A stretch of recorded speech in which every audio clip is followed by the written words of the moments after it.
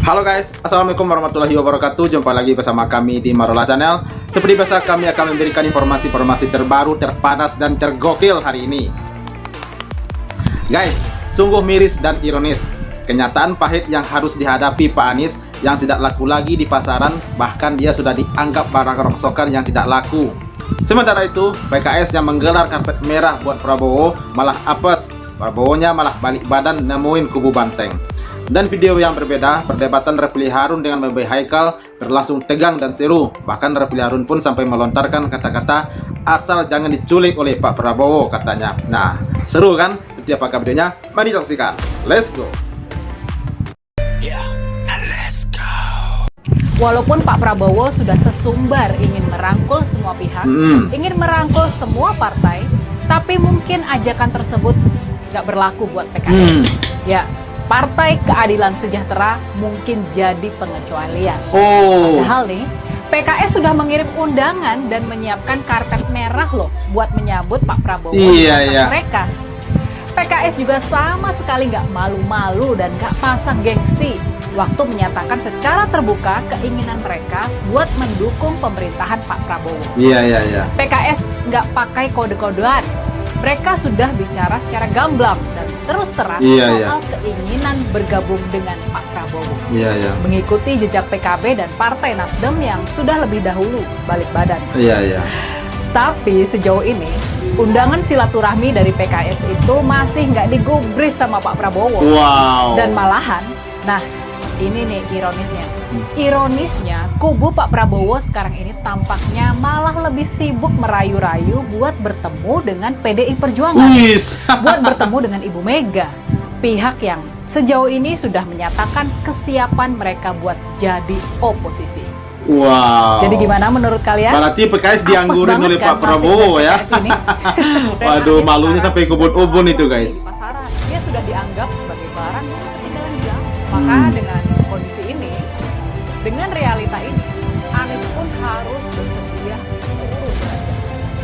Dia nggak lagi punya uang dan sokongan cupong buat berkampanye secara wah dan besar-besaran. Nah, ini saran aja ya.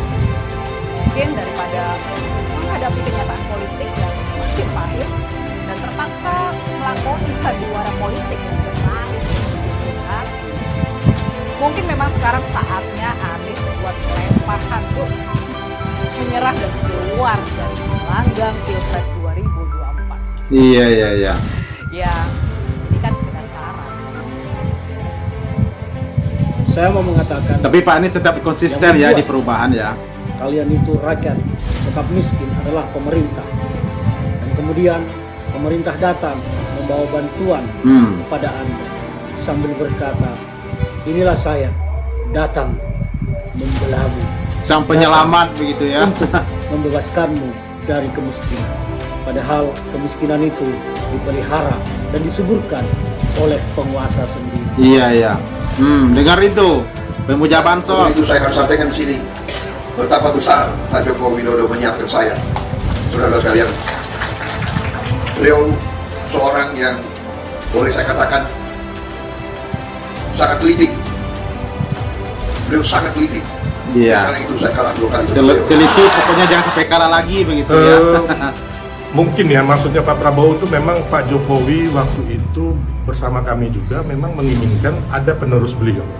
Yang benar-benar kita ini situasinya saat ini kan menghadapi situasi global yang tidak menentu, ya kan? Jadi memang terus kita ada bonus demografis ya.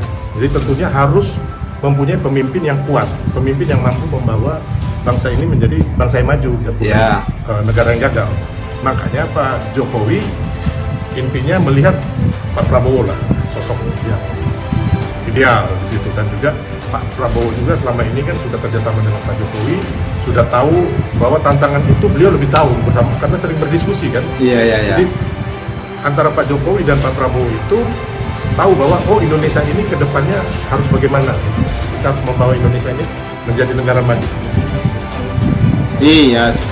Walaupun yang lain nggak masuk dalam pemerintahan waktu itu, tapi mereka kan juga jadi pengamat ya, seperti Pak Anies, Pak Ganjar. Cawe-cawe ini dikonotasikan negatif. Padahal undang-undang pemilu kita membolehkan presiden itu mendukung siapapun, kan? Dan itu halal gitu loh. Iya, tapi kan ada pengecualian ya. Jokowi tidak melakukan abuse of power atau intervensi. Ya kan?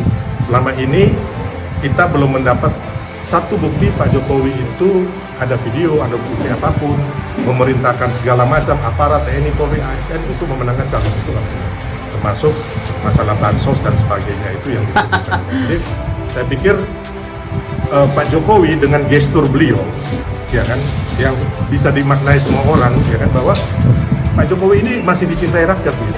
Iya, masih dicintai rakyat punya bansos itu. Bung Aiman juga bilang ya kan dari dulu seperti itu gitu ya. Pak Prabowo sebelum diputuskan jadi pemenang memang begitu karakter dan sifatnya. Maksudnya apa nih?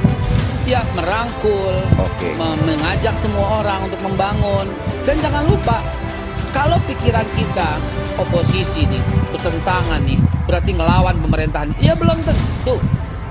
Belum tentu oposisi seperti itu loh. Dan belum tentu juga koalisi berarti ikut manut. Dan saya sudah jelaskan tadi, yang koalisi pun bisa mengkritik pemerintah.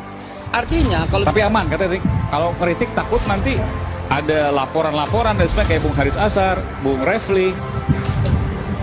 ya, nah, beliau kan Ya, bukan orang ya langsung dipecat ya. Orang partai kan dari Kalau dalam. posisi, kalau koalisi Berarti jelas mengkritik ya langsung tidak dipecat harus itu. ikut apa semua kata pemerintah itu loh.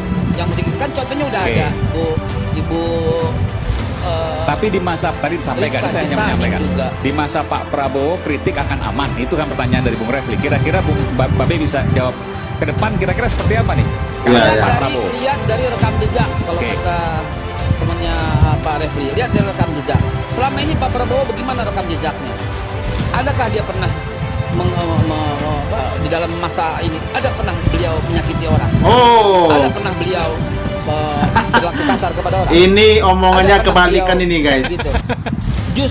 Justru kalau kita pengen urut-urut yang paling banyak dizolimi ya Bang beliau Haris, jangan itu. Tanya itu sama Nanti sama ada keluarga lapor lagi. korban Justru beliau itu ya. yang paling banyak dizolimi, yang Korban paling banyak 98. difitnah, yang paling yang beliau itu. Yang saya mau bilang sekali Iya. lagi begini, Maksudnya sejak Pak dulu. Prabowo lebih banyak difitnah dan lain sebagainya. Ya, yang saya mau garis bawahi apa yang Bung Aiman katakan tadi. Iya. Ini, sejak dulu beliau tuh selalu bilang, mari membangun bangsa bersama. Sejak dulu beliau bilang, bahkan belum ada kontestasi juga, Pak Anies adalah putra terbaik bangsa, Pak Ganjar adalah putra terbaik bangsa. Itu kata Pak Prabowo sebelum acara debat, yang kemudian dibalas dengan 11 dari 100, dibalas dengan 5, dibalas dengan HAM, begitu loh. Itu balasan dari 01 dan 03. Tapi apa yang beliau Nah, katakan? ini agak fitnah sedikit. Justru Pak Prabowo yang tidak legowo.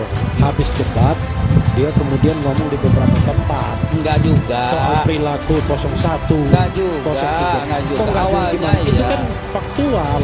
Ya, Justru dia yang tidak legowo ketika berdebat head to head kalah, ya kan? Face to face tidak kuat.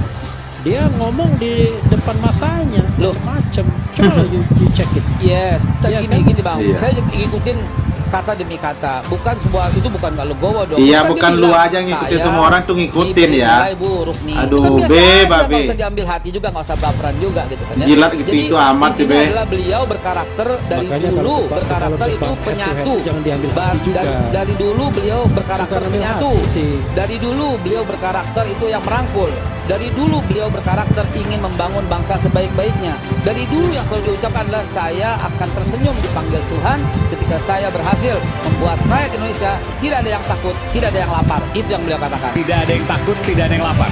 Itu disampaikan oleh Pak Prabowo. Kapan dia bilang tidak ada yang takut, tidak ada yang lapar? Itu penting loh, itu dicatat tuh nanti. Supaya saya tidak Tolong Pak menjadi- Prabowo jangan dikoreksi omongan Babe Haikal, ini supaya penting soalnya. supaya saya tidak terlalu mengajarkan orang lain. Carilah fakta itu di sosial media, masih beredar kok, Oke. masih beredar kok. Gini, Kita cari di sosial media. Pak Prabowo Subianto mengatakan jangan takut rakyat Indonesia, termasuk takut mengkritik, ya, jangan takut mengkritik. Iya, iya. Mudah-mudahan ya nggak diculik. Silakan. Asal jangan tidak diculik. Oke, mantap. Keren, keren. Luar biasa ya. Tapi saya mengutip dari pernyataan Babe Haikal tadi. Katanya tadi kan begini. Kalau Pak Prabowo itu tidak pernah menyakitin orang dan merangkul semua pihak untuk bergabung membangun negeri ini begitu ya. Kalau nggak pernah nyakitin orang, itu korban yang 98 tuh apa kabar itu ya? keluarga korban 98 itu ada katanya ada 9 orang atau 11 orang itu ya. Itu apa kabar kalau nggak pernah nyakitin orang, kata Babe Haikal ya. Ya, itu catat itu. Kata Babe Haikal, Pak Prabowo tidak pernah nyakitin orang. Nah, tanya dulu kepada keluarga korban 98. Keluarga korban itu katanya setiap hari Kamis mereka akan selalu mengadakan Kamisan namanya dia di depan istana. Nah, tanyakan sama mereka, pernah nggak Pak Prabowo menyakiti orang? Nah, satu lagi, kalau mau merangkul, itu semua pejabat, semua pemerintah pasti merangkul semua pihak untuk membangun negeri ini bersama-sama. Nah, itu Be ya. Semua orang juga mengamati, bukan Babe aja mengamati ya. Aduh. Dan juga terkait dengan PKS tadi, setelah menggelar karpet merah buat Pak Prabowo untuk bergabung dengan koalisinya Pak Prabowo nanti, nyatanya PKS malah dianggurin ya, dan malah balik badan untuk nemuin Bu Megawati PDI Perjuangan. Nah, gimana tuh perasaannya PKS ya? Sakitnya atau malunya atau gimana ya? Kalau saya nilai itu pasti sakitnya sampai ke jantung dan malunya sampai ke ubun-ubun itu guys. Oke guys, seperti apa tanggapan kalian? Tolong sampaikan di kolom komentar. Dan sampai jumpa lagi di video berikutnya. Terima kasih. Thanks for watching.